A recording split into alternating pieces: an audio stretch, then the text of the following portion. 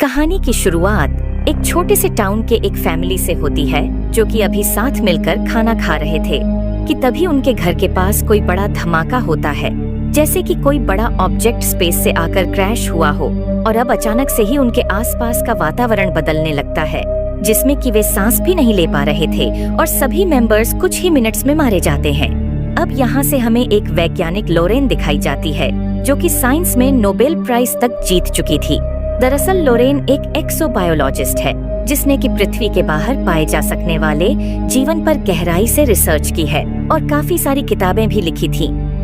आज भी लोरेन अपनी रिसर्च पर काम कर ही रही थी कि उसे टीवी पर वही खबर दिखाई देती है जिसमें कि बताया जा रहा था कि स्पेस से कोई अजीब सा मीटराइट एक छोटे से टाउन में आकर क्रैश हुआ और उससे वहां का वातावरण बदलने लगा, जिससे कि उस टाउन में मौजूद सारे ही लोग मारे जा चुके हैं, जिनकी संख्या 1000 के भी ऊपर है।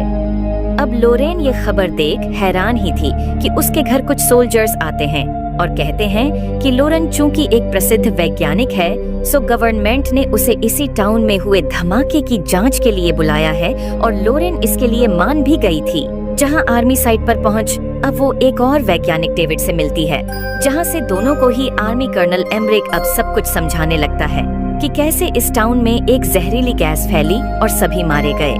मगर अजीब बात तो ये है कि यह सब एक मेट्राइड के इस टाउन में क्रैश होने से हुआ। वहीं उन्होंने टाउन के आसपास के एरिया को सील कर लिया है, तो दोनों को ही सेफ्टी सूट्स पहन उस टाउन के अंदर जा पता करना होगा कि ये सब हुआ कैसे। और यहाँ से डेविड और लोरेन दोनों ही अब ड्राइव कर उस मेट्राइड के क्रैश होने वाली साइट पर पहुँचते हैं, लेकिन अब वो मेट्राइड वहाँ नहीं था और डेविड ये देख हैरान होता है कि वो अपने आप गायब कैसे हो गया। तो वहीं लोरेन देखती है कि अब उसी जगह पर एक छोटा सा पौधा उग रहा है, जहां लोरेन अजीबोगरीब कारणों से उस पौधे की ओर आकर्षित हो रही थी और इसी आकर्षण में वो घर आते ही उस पौधे को ऑनलाइन सर्च करने लगती है, क्योंकि उस जैसा पौधा उसने आज तक भी नहीं देखा था। और अब उसे एक हैरानी वाली बात पता चलती है कि एक और सेम ऐसा ही इंसिडेंट रशिया में भी पहले हो चुका है, जहां उनके यहाँ एक मेट्राइड उनके एक कस्बे में आकर गिरा और फिर वहां मौजूद सारे ही लोग मारे गए। इसके अलावा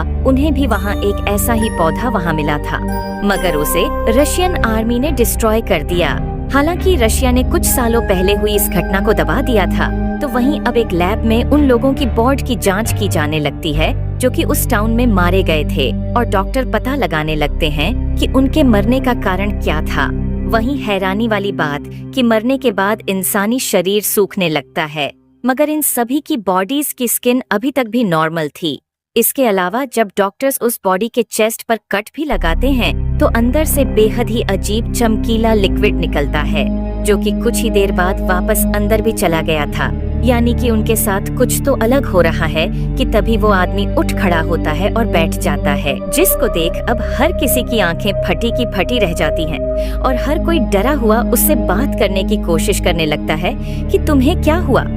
मगर वो आदमी चुपचाप बैठा हुआ था। बिना किसी की ओर देखे बिना कोई रिएक्ट किए तो वहीं डॉक्टर्स पाते हैं कि उस आदमी की नब्ज ऑलरेडी बंद पड़ी है। वहीं उसकी बॉडी अभी भी ठंडी थी, जो कि इंसानी स्वभाव के विपरीत है।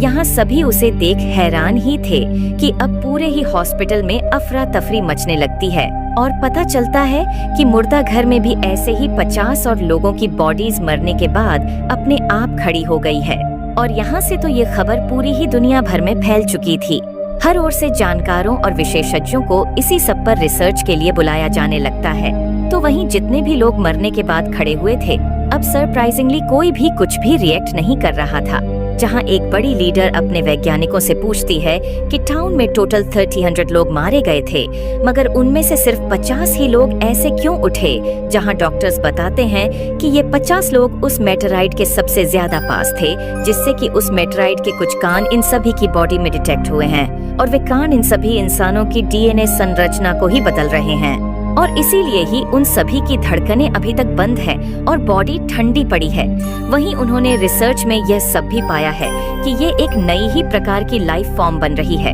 जो कि इंसानों से बिल्कुल अलग है। वहीं अब अचानक से सारी ही बॉडीज जो कि वापस से उठी थी अब एक ही दिशा में मुंह कर कर देखने लगती हैं और यहाँ से अब व्हाइट हाउस में इसी पर मीटिंग बैठती है जहाँ सभी प्रेसिडेंट को बताते हैं कि कैसे जो लोग खड़े हुए थे अब वे इंसान बचे ही नहीं हैं और उनके डीएनए का सीक्वेंस बिल्कुल ही बदल चुका है। उनका ब्रेन कोई फंक्शन नहीं कर रहा, वहीं उनका शरीर भी ठंडा पड़ा है, मानो वे कोई और ही लाइफ फॉर्म बन गए हों। और यहाँ से तो साफ था कि जो एलियन लाइफ फॉर्म उस मेट्राइड के जरिए पृथ्वी पर आई थी उसी की वजह से यह सब उनके साथ हुआ है। सो उन्हें कुछ भी करके उन सभी को अभी जलाना होगा और मारना होगा ताकि वे उस एलियन लाइफ फॉर्म को पृथ्वी पर फैलने से रोक सके। हालांकि प्रेसिडेंट अभी ऐसा करने से मना कर देता है और वैज्ञानिकों को आदेश देता है कि वे इसके बारे में और जानकारी जुटाए। वहीं लोरेन हमेशा की तरह आज भी शराब खरीदती है और एक खास दिन को याद करने लगती है जब उसके पिता सीक्रेट उसे कहीं लेकर गए थे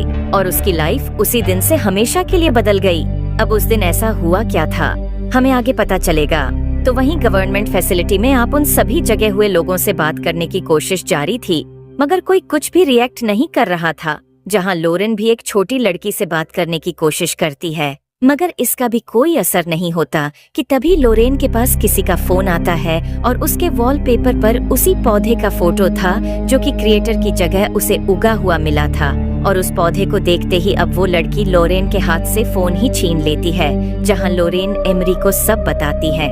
कि शायद से यह सब उस पौधे के कारण ही हो रहा है और इसीलिए ही उसकी फोटो देख वे ऐसे रिएक्ट कर रहे हैं। तो वहीं डेविड भी नोटिस करता है कि ये सभी बॉडीज लगातार उसी दिशा में देखे जा रही हैं जिस तरफ वो मेटेराइड क्रैश हुआ था। तो वहीं अब सब पाने लगते हैं कि वो पौधा अब काफी बड़ा पेड़ बन चुका है और हर तरफ यही खबर थी। ये सब हो कैसे सकता है, कैसे एक पौधा सिर्फ 2 ही दिन में इतना विशाल बन गया। इससे भी अजीब बात, अब उस पेड़ ने अपने आसपास के वातावरण को ही बदलना शुरू कर दिया है जहाँ की अब इंसान सांस तक नहीं ले सकते। और यहाँ से लोरेन के कहने पर अब उस बॉडी को उस पेड़ के पास ले जाया जाता है ताकि उन्हें इसके बारे में पता चले कि इन दोनों में क्या लिंक है। अब कुछ देर तक वो आदमी ऐसे ही बैठा रहता है मगर अचानक से उसका होश खुलता है जहाँ वो खुद के ही बॉडी स्ट्रक्चर को देखे जा रहा था, मानो उसने इंसानी शरीर पहली बार फील किया हो। और अब वो कहता है कि फाइनली उसे खुद के मुफीद एनवायरनमेंट मिल ही गया जहाँ से लोरेन अब प्रेस कॉन्फ्रेंस कर सभी को बता देती है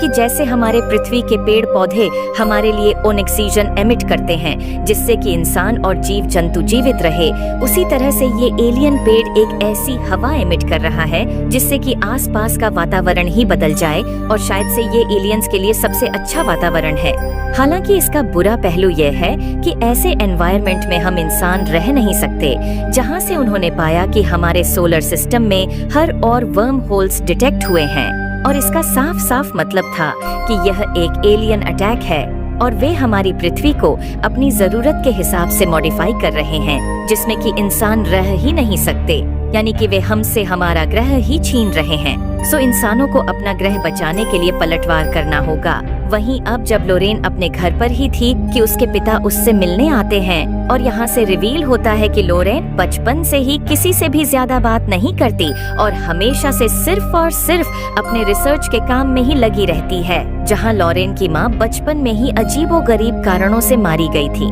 जिसके की बात तो लोरेन और उसके पिता के बीच रिश्ता काफी ही बदल गया। और वो लोरेन से कहता भी है कि तुम्हें बचपन से ही पता नहीं क्या हुआ मगर तुम ऐसी हो गई। अब लोरेन के बचपन में ऐसा क्या हुआ था हमें जल्द ही पता चलेगा। वहीं लोरेन के पिता के जाने के बाद उसे फिर से मिलिट्री द्वारा बुलाया जाता है और वे कहते हैं कि वो लियन अब सिर्फ लोरेन से ही अकेले में बात करना चाहता है और उसे अभी ही जाना होगा, जहां लोरेना बुसी एलियन से जाकर मिलती है जो कि उस आदमी की बॉडी में था और पूछती है कि वो है कौन और पृथ्वी पर क्यों आए हैं। और यहाँ से वो एलियन बताना शुरू करता है कि वे काफी दूर से आई एक एलियन सभ्यता है जिनका कि अपना होम प्लेनेट तबाह हो गया और वे पिछले कई दशकों से अपने लिए एक नया हैबिटेबल प्लेनेट को ढूंढ रहे थे। किसी बीच उन्हें एक इंसान के सिग्नल्स मिलने लगे जिसका कि नाम इंसानी शब्दों में सुपरनोवा 94 है और उसी ने हमें पृथ्वी के कोऑर्डिनेट्स दिए। इंसानों के बारे में सब कुछ बताया, पृथ्वी के वातावरण से संबंधित सारे ही खबरें दी, और जिसके बाद हम सब खोज कर पाए कि इसके वातावरण को वे कैसे बदल सकते हैं।